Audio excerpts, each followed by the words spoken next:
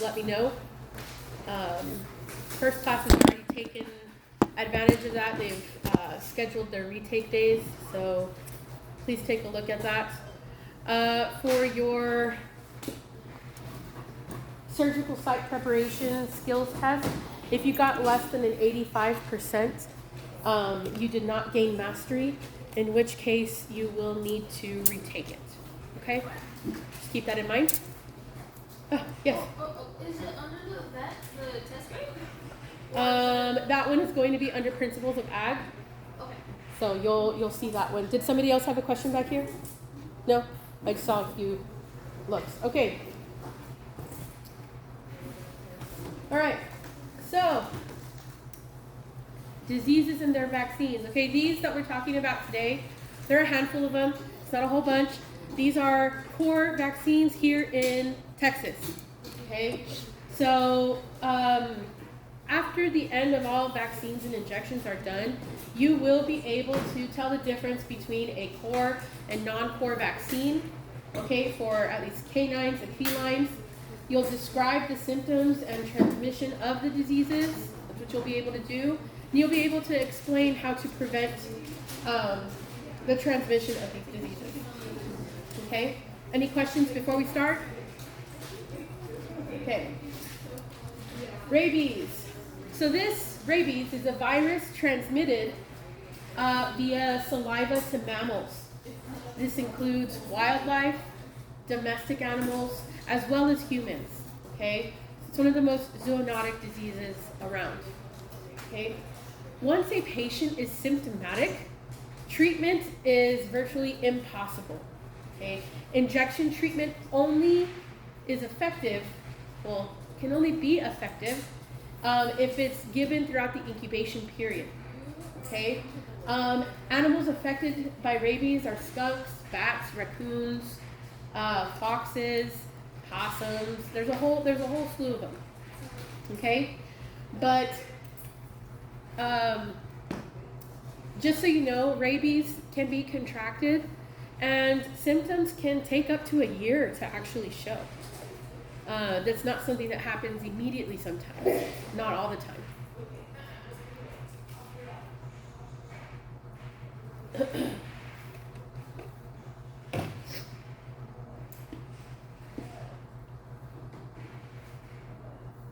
I know some of you are writing this down. Yes, I'm sorry, I couldn't see you over.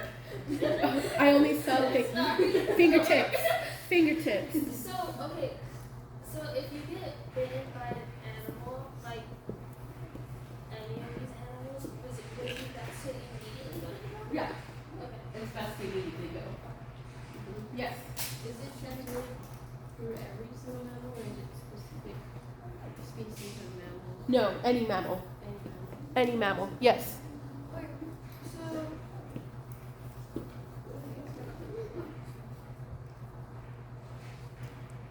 I forgot, I'm sorry. It's okay, it'll come back. Any other questions? Oh wait, it came back. Yes. So if it says treatment is nearly impossible, does that also apply to humans? Yeah, unfortunately. Yes.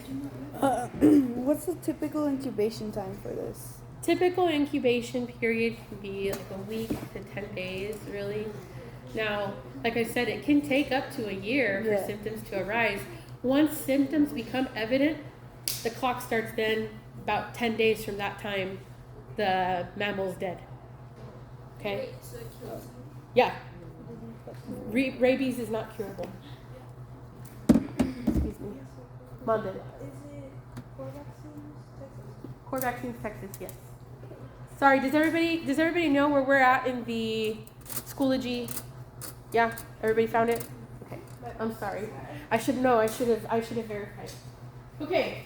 So what are some symptoms of rabies? We have weakness, paralysis, oftentimes foaming at the mouth, and that's because of paralysis of the laryngeal area, right? There are hallucinations, decreased fear.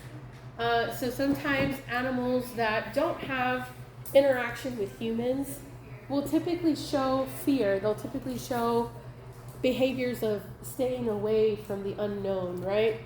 especially if they don't have a lot of contact with humans. Typically, like let's say a deer, for example, if a deer has rabies, or even a coyote. Coyotes typically are predatory animals, right? And they will attack most of the time. Let's say a coyote starts coming up to you like it's a dog, like it's just, it's not friendly, but it doesn't fear you. It is going to, most likely it's because they have rabies, okay? It takes out that fight or flight response cognitively. There's hyperactivity also, there's fear, and there's hydrophobia. What does hydrophobia mean? Afraid of the water? Fear of water, right? Do they use that kind of like means to spread it? Like the natural response of spreading? I'm sorry, say that again? Do they use what? Do they use the fight or flight as a natural response to spread disease? Not necessarily. It's not like something they're doing on purpose. It's just something that can happen. The fear response, or the non-zero fear response, does promote somebody to come up and,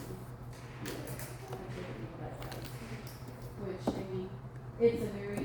I think that's a very vicious thing on the disease part, which you can kind of think of the disease having its own mind in that case, but it's not good. Yes. Is there like a test for it? Like if you get bitten, can they test you for it, or should No. they just? There is no test for the living. So Only if you're it's- dead. Yeah. So really, like if there's no way to know if you have rabies, or if an animal, if you come in contact with an animal, a wild animal, you get bitten, the best thing for you to do is to immediately go to the ER so that they can give you the vaccine. Yes. Wait, but like, what if you get bitten by like an animal with rabies, and then you go to the ER, and they say you have rabies, and then like the wait time is like 5 hours. Okay, so incubation time, it's not necessarily going to be hours necessarily.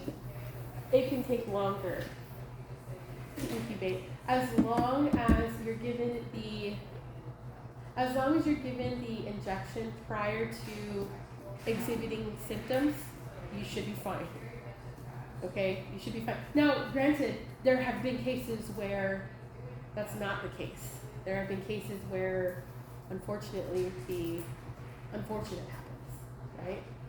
But it's just like, let's say you're out on vacation somewhere and you get bit by something, by an animal. Don't wait until you come back to El Paso to, to get seen. Immediately go get seen and get that vaccine. Yes, ma'am. Are rabies like seen just like the Americas, or is it also like transcontinental? It's international. Oh. Hmm? Yes. If you do have rabies or your pet has rabies, wouldn't it technically be like an emergency thing? So couldn't they like move everything else aside and focus on that? I mean, yes and no. It all depends on where you're at. But I mean, typically, if you come in for an animal bite, they'll see you pretty quickly. I see a couple hands. I'm gonna do that one first, and I'll go to you. Okay, madam? This might sound stupid, but like, isn't it true the only way to test if they have rabies is to cut off their head? Yeah. Through brain tissue, brain matter. You have to test the brain tissue. Do you like scan like a? No, it's like take a piece of the brain and put it on a slide, put it under a microscope. Oh, wait, that's interesting. Yes.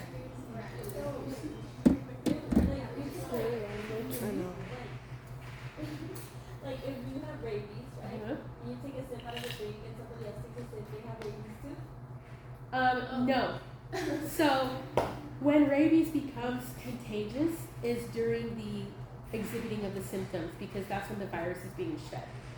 The virus gets shed through the saliva, through any of the contact from bodily fluids.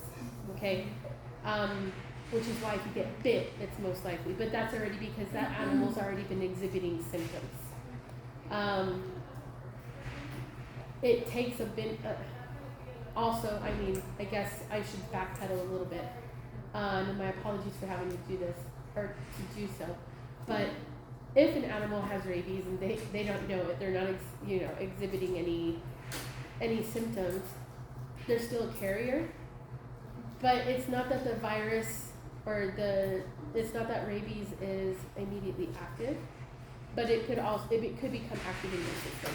That's why it's just safe to go get a rabies vaccine if you're ever bitten by an animal. She's like, wait a minute.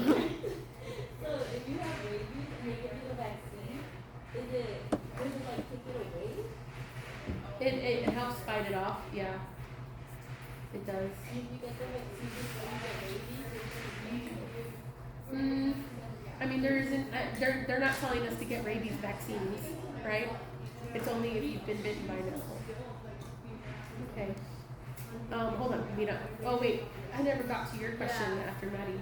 So, it's not much of a question, it's more like just something that happened. So one time, like, my dad's like this other lady came along that's also a vet, that she had her own clinic, and then like, my dad was like, so he went to like see, and then like they were like, it's cause it's like, they said that's like supposedly like, again, hard to detect. So like, they were saying how like they were like crossing out all the options that it could be. And so like once they got to like rabies, they're like, oh, they just like called the officials automatically and they took the dog away. Like they came like in like less than 5 minutes or something like that. Is it really that serious? Yeah, it is. What is your Miranda? You had a question. So like, how long does like the vaccine last? Like, if you get bit and then they give you the vaccine and then like you get bit again, like can you just keep on going? If that makes sense. I'm not too well versed in that. I will find out for you. Your question, Zoe. Is there a vaccine for animals too? Or is it just for humans? No, there's a vaccine for animals too. Okay. If an animal is bit by another animal, okay. So in Texas, this is why we have these core vaccines. Give me a second. In Texas, this is why we have these core vaccines, right? Requirement for animals, right? Dogs and cats especially are supposed to have them in Texas. In other states around the U.S., ferrets need to be vaccinated for rabies as well. And that's just a given, right? This protects most of the population. I was going off of your question and it eluded me. If there was a vaccine for dogs, and, like if they got bit, was the vaccine work for dogs too? It should. It should in theory. I'll get more clarification on that. Oh my goodness. Okay.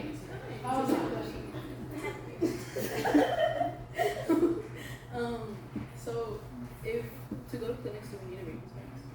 No. No. So it's only for you.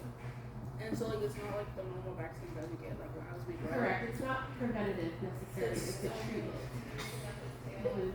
Now in animals, it's more preventative than anything. But for humans, it's not a preventative medicine. It's more of a treatment. okay. So does like the rabies virus stay dormant?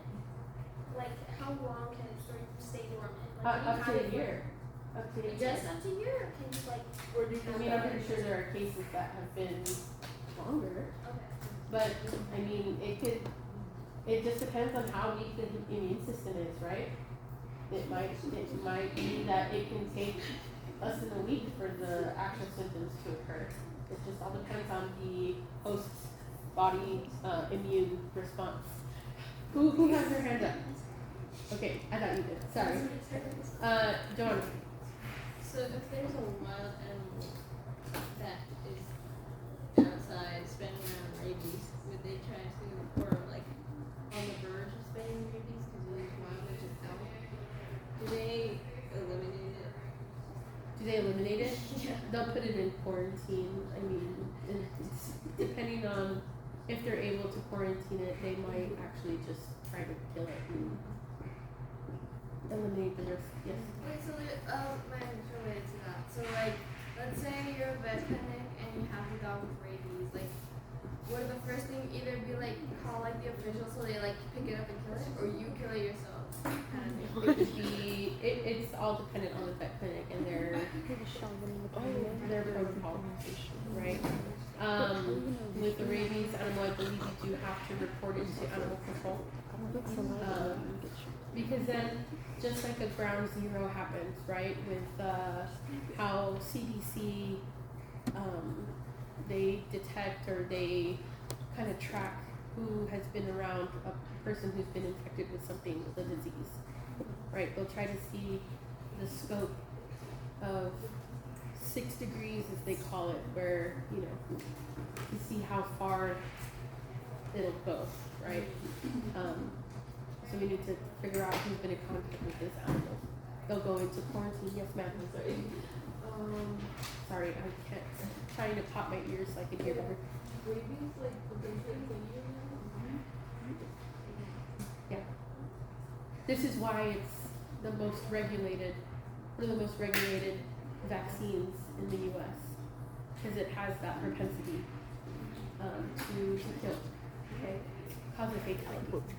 And other slides I have has a little more information. Yes. So if the dog is infected but they don't bite you, they just like kind of leave their saliva on you, can it get absorbed like that?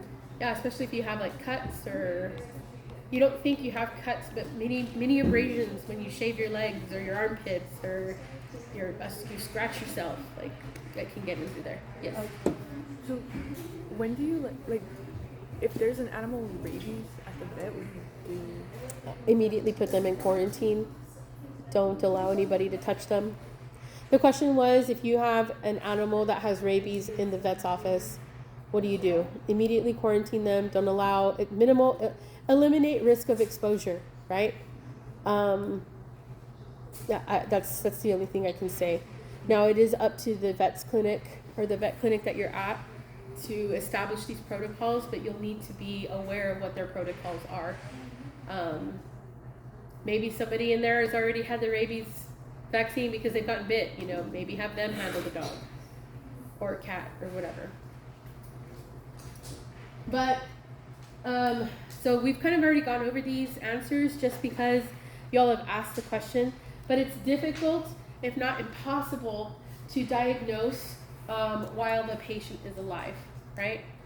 So there's no test for rabies in living animals. The patient must be quarantined 10 days since we know death will soon follow because after it becomes contagious. Remember, when they started when they have started exhibiting symptoms, that its death is imminent. Yes. How come they can't figure out if without like how come they can't figure it out if you have rabies or not with like a blood test? That's a great question. Maybe you should go into research for that. It all falls back on the research. Maybe there just isn't a way that they've been able to isolate antibodies of rabies. Okay. Great questions. Great questions.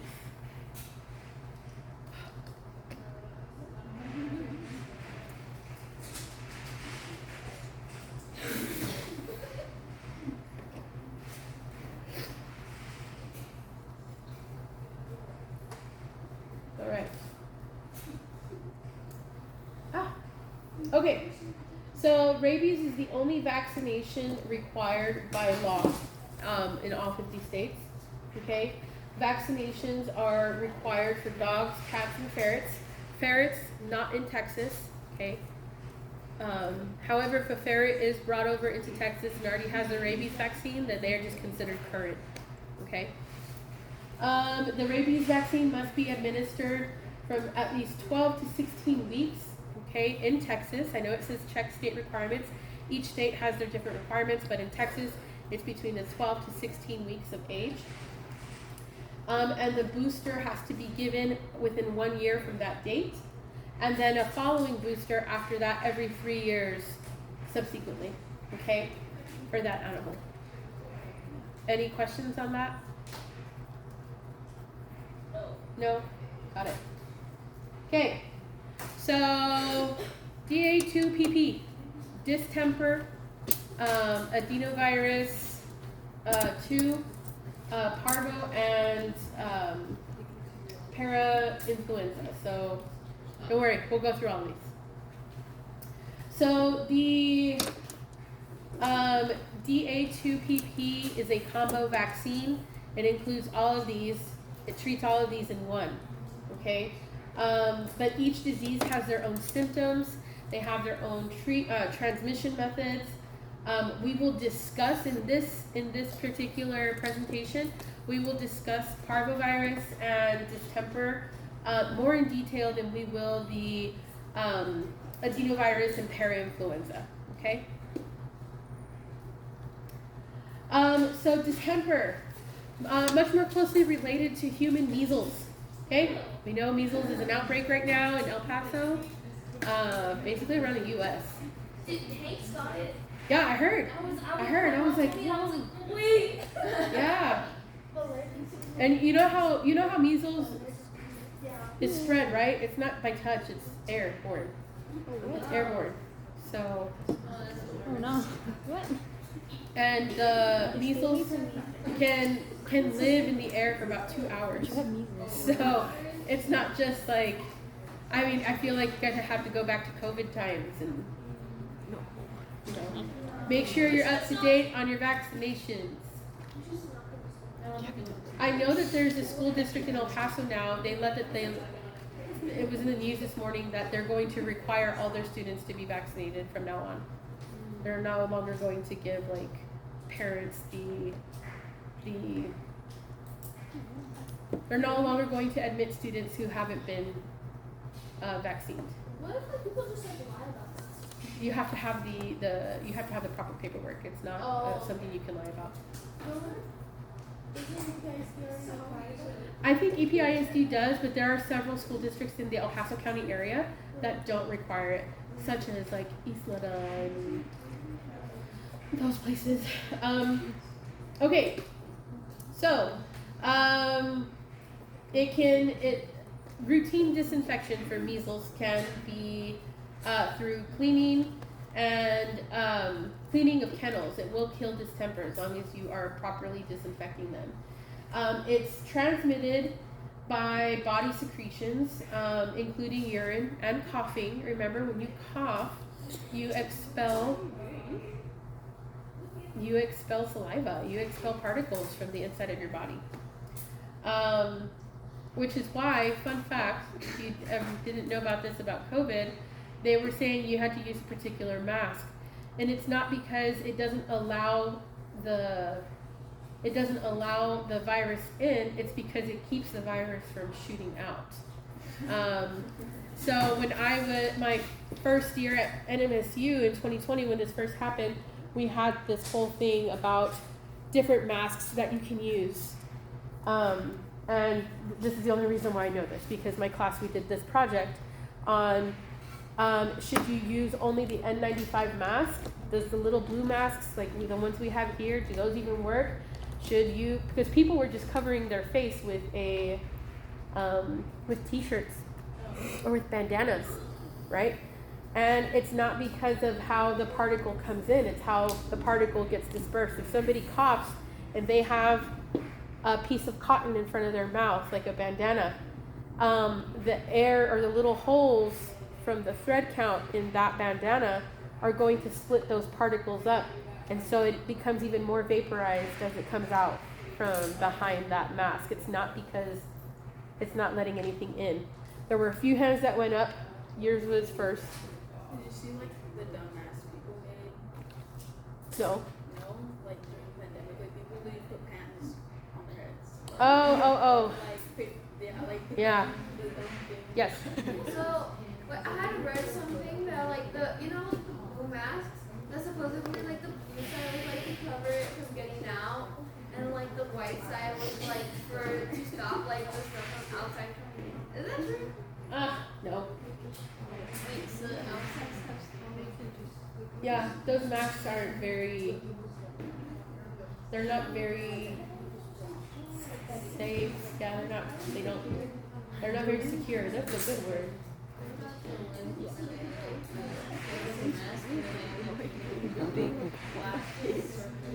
Oh, those have specific filters on them. The same way as the N95 mask, where you do have to have that filter properly. Yes. I've seen those like really thick masks. Those are like are those like the recommended masks to use? Those are called N95. Yes. Yeah. So we only use those to prevent like any transmission. Not necessarily. It's not 100% preventative because those do have a shelf life. They do have a maximum shelf life, but it's the best way. Okay. All right. Let's continue on. The virus enters the new host through the mouth, nose, and replicates. Okay. Replicates meaning. How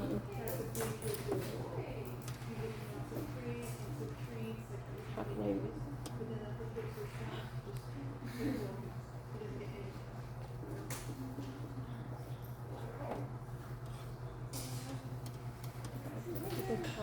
Replicates. Basically doing the nasty. Okay? Basically. Because if you think about it, it's contracted through urine and feces, and the only time those two body parts come into contact is during that time. Okay? Replication process. Yes. Oh, that's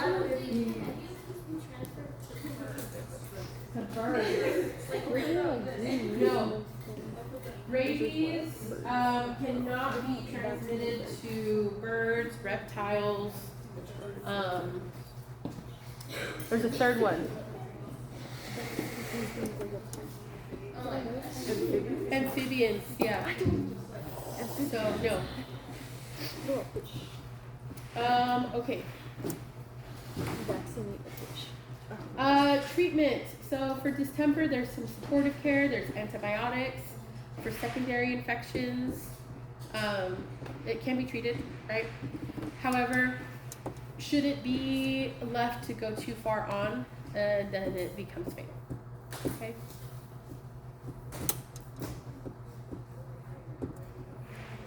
All right. So we've kind of already talked about symptoms. Oh wait, hold on. Let's go back. See that little chart up there that I gave you? You have discharge from the eyes, discharge from the nose, thickened paw pads and nose. You have cough, they're lethargic, they have a fever. Just some little illustrations for you to go through. Those are available for you on Schoology. Okay. Now some people, when they see discharge from the eyes in their pet, they immediately think, oh my gosh, distemper. But in our area, discharge from the eyes is kind of common because of all the dirt we have, right?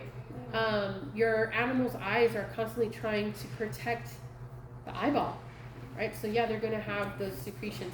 My dog, I swear, when we first moved to our house, and because we had so many strays, I literally thought my dog had distemper because he was all mucusy from the nose. He had mucus around his eyes that was being secreted. I was just like, holy cow, like this is something's wrong. But no, it's just because we don't have any landscaping and all it is dirt. All it is dirt, right? And so, yeah, he's fine. But it was scary. Yeah. It was scary. Okay, so again, symptoms of distemper. We have ocular and nasal discharge, fever, decrease in appetite. Remember, number one indicator that something is wrong with an animal is that they're off their feed, okay? They're not eating properly. They're not properly hydrating. There's also coughing, vomiting, seizures, imbalance. Your cat may look like a little drunk man, right? Wobbly, almost kind of like a puppy, right? Puppies kind of have that wobble to their step because they're trying to figure out their own body. If your canine is a bit more on in age, they should already know their stability. Then you may need to take a look at that. There's diarrhea, callousing of the nose and the foot pads. So the nose is constantly a hydrated part of a dog's body. Do we all agree with that? Yeah. So if you see dryness, if you see callousing, if you see something that looks like scabbing, right? They may have distemper. Holy jeez.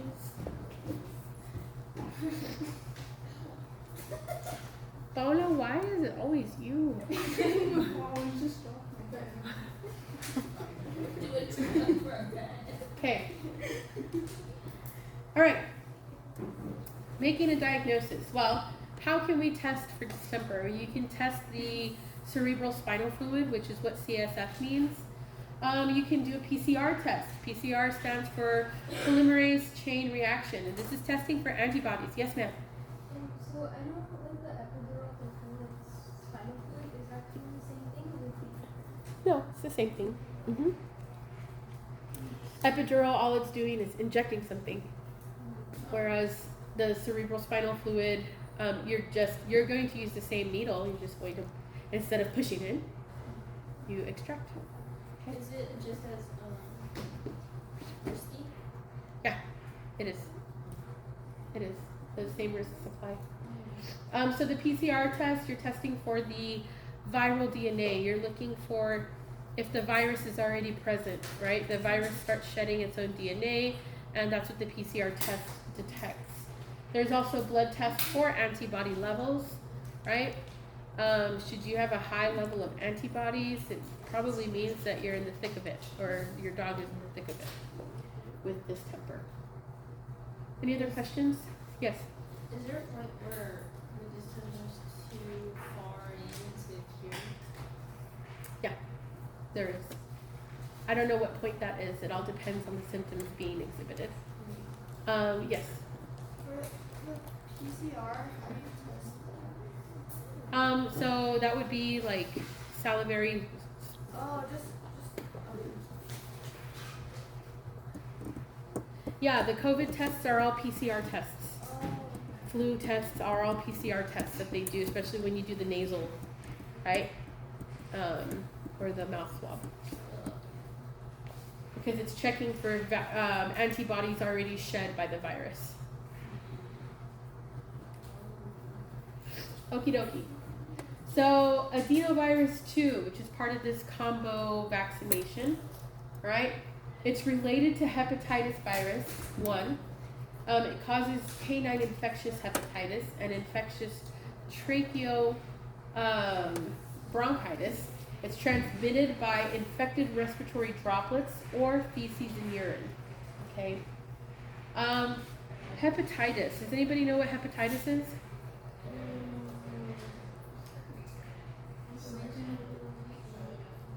So hepatitis is a venereal disease. Does anybody know what venereal means?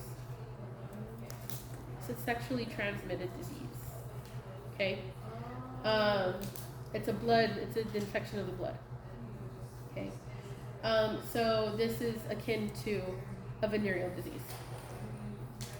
Okay. Symptoms of canine adenovirus 2. You have a dry hacking cough, or your dog does, not you. Dry hacking cough, retching. What does retching mean?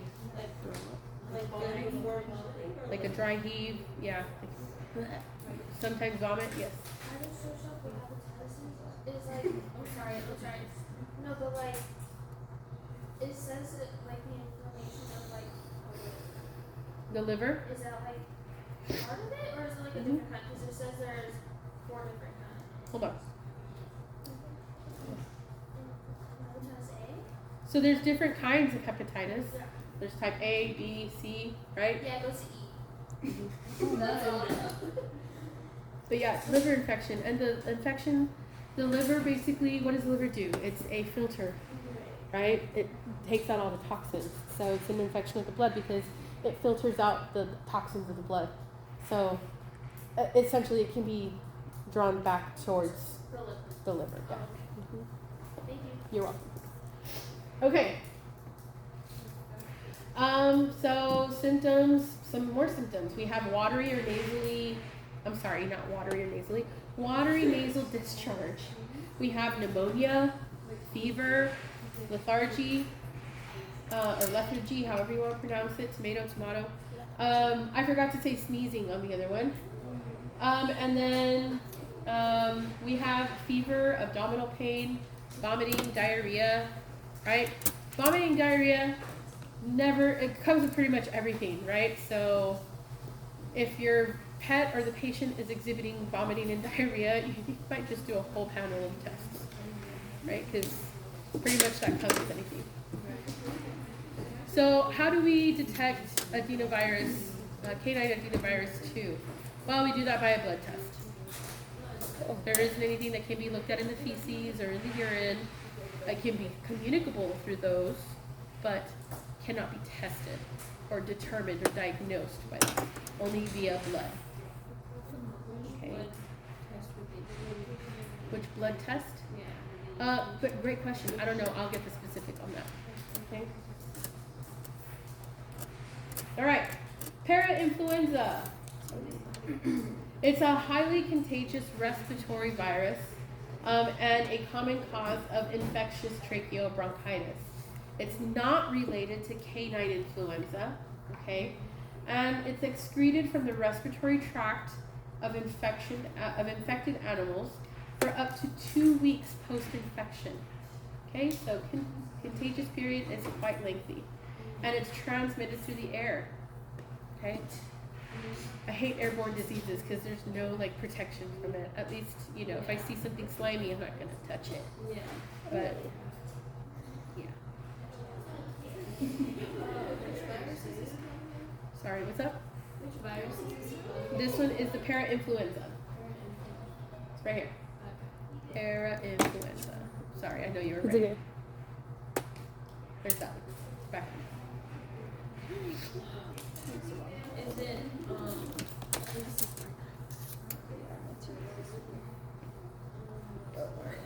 because what's the vicinity? It all depends on how the wind blows, right? I mean, a live virus can travel up to, depending on the mileage of wind, right? It can travel up to 20 miles, you know.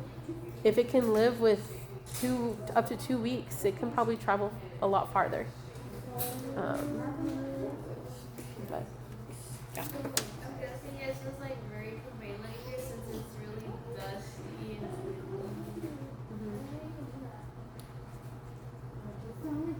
Okay. Did you get everything? Cool. So what are the symptoms? We have coughing, fever, nasal discharge, lethargic behavior. We have loss of appetite. Okay. Ooh, excuse me.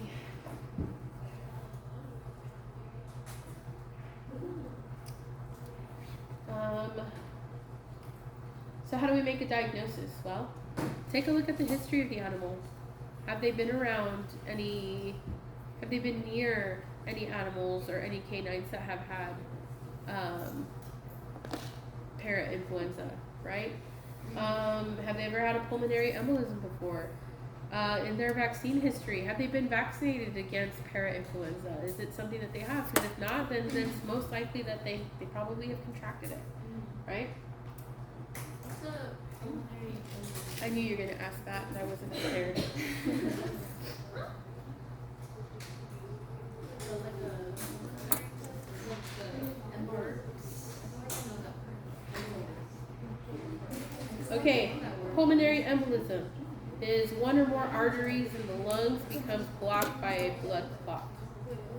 Okay. Is there like a test that shows you like, oh, it's positive, or is it just like going off of the symptoms? For parainfluenza, it's really just going off of the symptoms.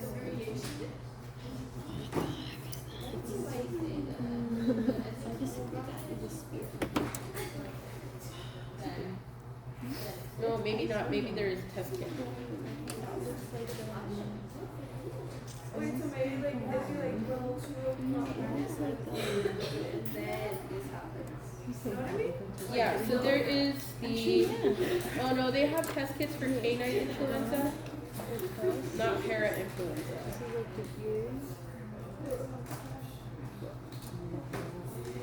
Are you raising your hand? Yeah. My bad. Wait, so I have a question. So Ask away. does the parainfluenza start with like bronchitis? Like first level of bronchitis is this inflammation, and then you don't treat it, and then it's like liquid in it, and then it becomes parainfluenza. Like after all those stages, like is it like leveling up? Is it leveling up?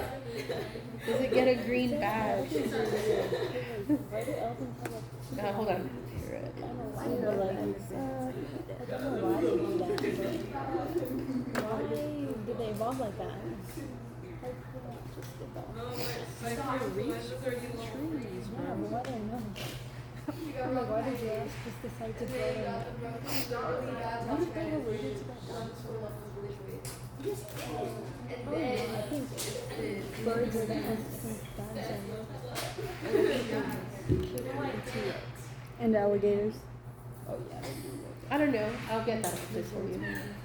It's all the same information that I've given you so far. That I've, yeah. Dinosaurs were And that's what I've asked a If they're, specific. like extinct. We don't even I'll need to consult the veterinary manual. know. Okay. It's just a big animal. All right. like a lion. Parvovirus. Please excuse the graphic. Or it could also be vomit. But yeah. Right? So this is highly contagious. Parvovirus, highly contagious, occurs in the unvaccinated young, immunocompromised, old. It affects the GI tract and is spread by dog-to-dog contact or contact with contaminated feces, environment, or people.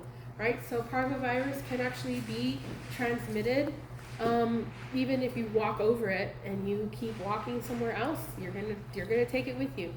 Right? Yes. How young do they have to be vaccinated? We'll go over that. Okay. Okay. So parvovirus is really resistant to heat, cold. It can thrive in pretty much any environment, which is what makes it so dangerous, right?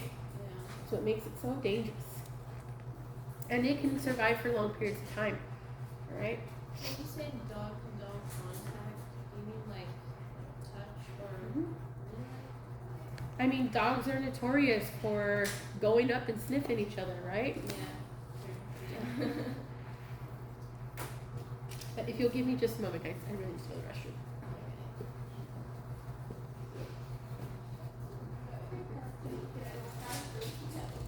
This down? Okay, cool. So we already been over that it's highly resistant to temperature change and can last in the environment pretty long. Okay, so what are the symptoms? So we're looking at lethargy, loss of appetite, abdominal pain, hypothermia. What does hypothermia mean? Drop of body temperature, right? Septic shock. Anybody? Isn't it? Your heart rhythms?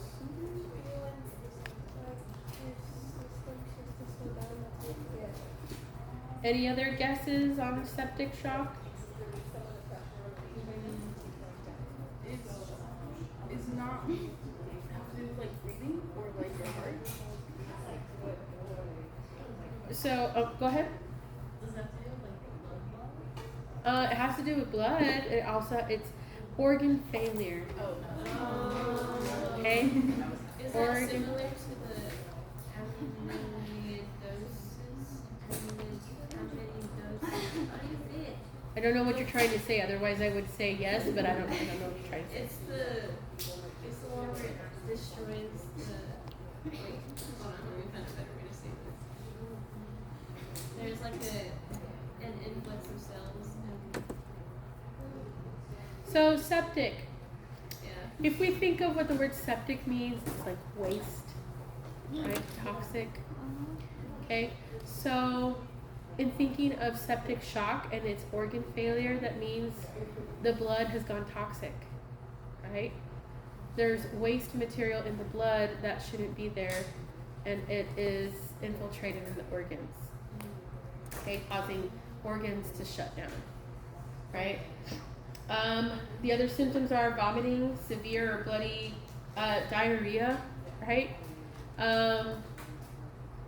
know, if you see blood in your pet's stool, it could be that they're dehydrated and they're passing pretty dry feces, which causes abrasions in the GI tract, right? Or in the rectum as it's coming out. It happens to humans all the time. However, if you see it more mucousy, right, it's going to be parvo, right? And the way to test for parvovirus is fecal tests. That's the first go-to, fecal tests. We're looking for that red mucousy substance, okay? And then it's a blood test. Are there specific what? The one that rangers wear, that one's going to see the I mean, it could be used for that too. A fecal test, when you conduct a fecal float, you'll be able to see that mucus, right? It's not going to want to dissolve, right? So you'll be able to see it. Fecal test can easily be you picking up the feces and kind of just, you know, smashing it with your hands to see if there's anything in there. Okay.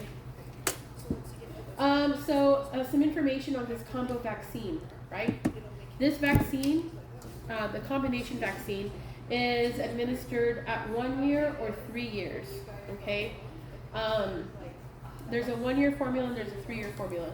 The first dose is given at 6 weeks old, and then there are boosters that are given subsequently after that, 2 to 4 weeks until 16 weeks. So you give it every 2 weeks or 4 weeks for the next 16 weeks. Now, if the canine is at a higher risk of being exposed to any of these diseases, then that dosage does increase to 18 to 20 weeks, okay?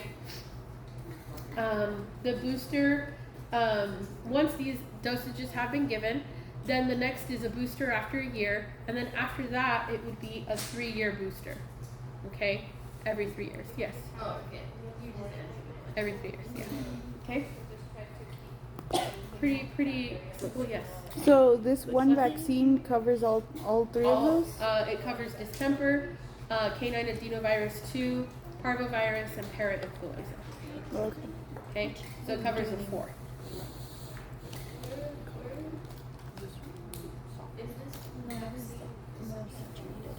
Is this vaccine what? I didn't hear you. Subcutaneous? I believe this one is a subcutaneous one. Hold on. Let me pull up my chart.